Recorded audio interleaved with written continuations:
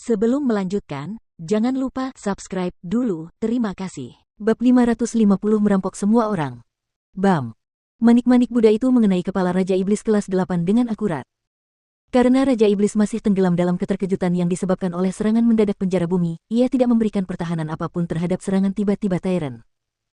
Mudah dibayangkan bahwa dalam situasi yang tidak berdaya seperti itu, bahkan Raja Iblis kelas 9 yang tangguh akan langsung mati karena serangan Tyrant, apalagi Raja Iblis kelas 8 ini. Aduh, Raja Iblis kelas 8 mengeluarkan lolongan yang menyedihkan. Separuh kepalanya hancur oleh serangan itu, menyebabkan darahnya menyembur keluar. Namun, ia masih hidup, dan ia mencoba melancarkan serangan balik. Namun, Jiang Chen tidak memberinya kesempatan untuk melakukan itu. Setelah menyergap Raja Iblis dengan penjara bumi, Jiang Chen berlari ke arah Raja Iblis. Sebelum Raja Iblis kelas 8 bisa berdiri kembali, pedang suci surgawi telah tiba di depan kepalanya dengan cara yang tangguh. Puci. Tanpa kecelakaan apapun, Raja Iblis kelas 8 mengalami tragedi. Ia terpotong menjadi dua oleh pedang Jiang Chen dan mati di tempat. Jiang Chen mengulurkan lengannya dan mengambil jiwa iblis, serta senjata iblis. Itu adalah barang bagus, dan akan sia-sia jika ia tidak mengambilnya. Tidak akan mudah untuk bertemu Raja Iblis lain yang memiliki senjata iblis natal sendiri. Chen kecil, teknik bertarung apa yang baru saja kau gunakan? Bagaimana kau bisa menjebak Raja Iblis itu? Tyrant menyimpan tasbih Buddha miliknya dan bertanya pada Jiang Chen. Keterampilan ini disebut penjara bumi. Keterampilan ini memungkinkan saya untuk melancarkan penyergapan menggunakan energi bumi, menjebak musuh untuk waktu yang singkat. Namun, keterampilan tempur ini memiliki kelemahan, keterampilan ini hanya berfungsi saat musuh berdiri di tanah. Jika kita bertarung di udara, keterampilan ini akan sama sekali tidak berguna, karena energi bumi tidak akan dapat mencapai tubuh musuh. Jiang Chen menjelaskan tanpa memberitahu Tyrant bagaimana ia mempelajari keterampilan tempur tersebut. Bagaimanapun, kemampuan untuk menyerap garis keturunan apapun di bawah langit yang dibawa oleh keterampilan transformasi naga terlalu menakjubkan dan tidak dapat dipercaya, tidak baik untuk membiarkan terlalu banyak orang mengetahuinya. Hebat. Tyrant memberi acungan jempol besar kepada Jiang Chen. Dalam benaknya, Jiang Chen bukan hanya seorang pria dengan basis kultivasi dan kekuatan tempur yang luar biasa, Jiang Chen juga seorang pria yang menguasai semua jenis keterampilan, yang membuatnya sangat sulit untuk dilawan. Menjadi musuh seseorang seperti ini sungguh bodoh. Untungnya, mereka berteman. Kalian berdua makhluk abnormal itu benar-benar ganas. Kalian bahkan bisa membunuh Raja Iblis kelas 8. Tan Lang menghampiri mereka dan berkata. Setelah menyaksikan sendiri pertempuran sengit itu, dia terdiam melihat kedua orang aneh itu. Tidak sulit membayangkan betapa bodohnya Tuan Muda Qi itu yang mencoba menyerang Jiang Chen dan Tyrant. Kita harus meninggalkan tempat ini sekarang dan mencari sarang iblis lainnya. Jika kita terus tinggal di sini, kita mungkin akan menarik iblis yang sangat kuat. Akan menjadi masalah besar jika kita menarik Raja Iblis kelas 9, atau bahkan Kaisar Iblis. Kata Jiang Chen. Ketiganya meninggalkan tempat itu setelah itu. Setelah pertempuran sengit itu, lembah yang dulunya sunyi dan tenang itu telah berubah total. Sekarang lembah itu hancur total, dan hanya sarang iblis yang masih utuh. Pada hari berikutnya, ketiganya menghabiskan seluruh waktu mereka mengunjungi sarang iblis yang berbeda. Mereka menemukan total 3 sarang iblis dan membunuh sejumlah besar Raja Iblis. Mereka juga membunuh Raja Iblis kelas 8 lainnya. Itu adalah panen yang luar biasa bagi mereka. Hanya dalam 2 hari, Jiang Chen telah menemukan lebih dari 300 jiwa iblis, 2 di antaranya adalah jiwa iblis kelas 8, dan 8 adalah kelas 7. Jika mereka menukar semuanya menjadi pilyuan surgawi, itu akan menjadi angka yang sangat besar. Pada hari ketiga, ketiganya meninggalkan area yang lebih dalam dari tingkat pertama, dan melanjutkan mengunjungi area berbeda. Berhenti. Tepat saat ketiga pria itu hendak terbang ke tujuan berikutnya, tiba-tiba terdengar suara tembakan keras dari arah kiri mereka. 7 raja tempur terbang ke arah mereka dengan kecepatan tinggi, dan tak lama kemudian, mereka mengepung ketiganya dalam sebuah lingkaran. Dilihat dari pakaian yang mereka kenakan, mereka semua adalah murid sekte surgawi. Pemimpinnya adalah Raja Tempur kelas 6, sama seperti Tyrant. Ekspresi kemarahan dan ejekan terlihat di wajah mereka. Mereka tidak pernah lupa bagaimana Jiang Chen dan Tyrant bersikap tidak sopan kepada mereka sebelum memasuki alam iblis. Jadi, ketika mereka melihat Jiang Chen dan teman-temannya, mereka segera mendatangi mereka. Aku tidak menyangka akan melihatmu masih hidup dan tidak terluka. Sepertinya kau punya beberapa kemampuan. Raja Tempur kelas 6 berkata dengan senyum dingin di wajahnya. Tuan, bisakah Anda minggir? Ada pepatah yang mengatakan bahwa anjing yang baik tidak akan pernah menghalangi, dan saya dapat mengatakan bahwa kalian semua adalah anjing yang baik. Tyrant berkata dengan ekspresi serius. Kata-katanya langsung membuat Jiang Chen dan Tan Lang tertawa. Biksu ini benar-benar tidak tahu malu. Masalahnya, dia selalu menggambarkan penampilan seorang biksu Buddha terkemuka, dan bagaimanapun, kata-katanya selalu membuat lawan-lawannya marah, sesuatu yang sama sekali tidak berhubungan dengan agama Buddha.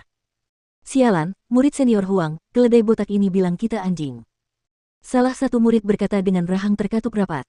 Murid senior Huang, yang juga seorang raja tempur kelas 6 melotot ke arah murid itu, memarahinya dalam hati. Semua orang bisa mendengar kata-kata biksu itu, jadi mengapa murid ini harus mengulanginya? Apakah kata-kata itu begitu bagus sehingga layak diucapkan beberapa kali lagi? Keledai botak, kalian bertiga bajingan telah menyinggung sekte surgawi, dan kalian hanya dapat dihukum mati. Namun, hari ini, aku akan memberi kalian semua kesempatan untuk tinggal. Sebelum murid senior Huang selesai berbicara, Tyrant menyela, biar ku tebak, selama kami menyerahkan semua harta dan jiwa iblis kami, kau akan mengampuni nyawa kami. Murid senior Huang terkejut sesaat sebelum menunjukkan senyum dingin, benar sekali, kamu benar-benar pintar. Hentikan omong kosongmu. Serahkan semua hartamu, dan aku akan mengampuni nyawamu. Tanpa basa-basi, Jiang Chen mengarahkan jarinya ke hidung para murid dan mengancam.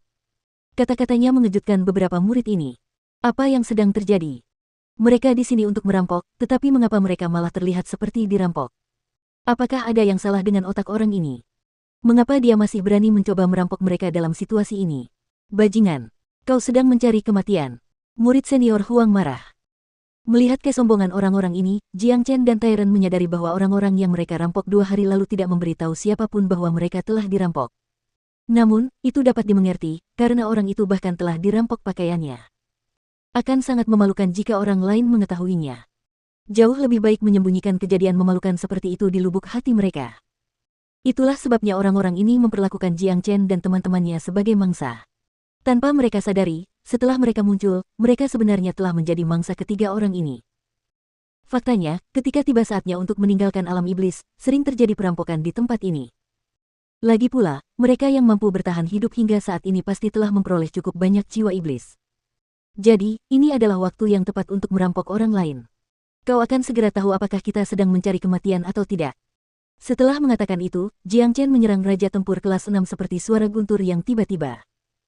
Dalam sekejap, cakarnya menembus laut ki milik orang itu dan mengeluarkan semua harta yang tersimpan di dalamnya.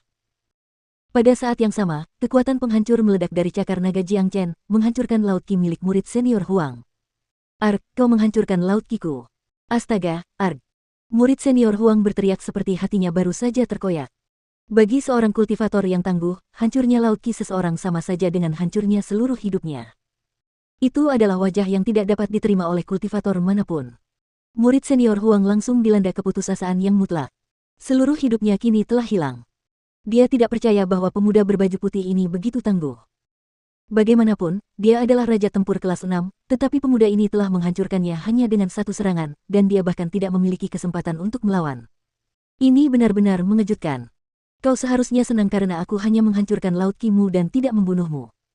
Jiang Chen berkata dengan nada dingin. Dia tidak pernah menunjukkan belas kasihan kepada musuh-musuhnya. Para pengikut sekte surgawi ini bermaksud membunuhnya, dan bahkan jika mereka tidak melakukannya sekarang, mereka juga ingin merampok semua barang miliknya dan mempermalukannya. Oleh karena itu, Jiang Chen tidak akan pernah menunjukkan belas kasihan kepada orang seperti ini. Pada saat itu, tangisan dan lolongan menyedihkan dari murid senior Huang memenuhi seluruh area. Wajah murid-murid lain dari sekte surgawi menjadi pucat, dan mereka kehilangan semua aura superior mereka. Masing-masing dari mereka menatap Jiang Chen seolah-olah dia adalah hantu, pikiran mereka dipenuhi dengan ketakutan. Situasi menyedihkan yang dialami murid senior Huang membuat para murid merinding. Itu sangat menakutkan. Seorang raja tempur kelas 6 yang tangguh baru saja lumpuh begitu saja. Apa yang kau tunggu? Cepat serahkan semua barang-barangmu, kalau tidak, kau akan mengalami nasib yang sama seperti orang ini.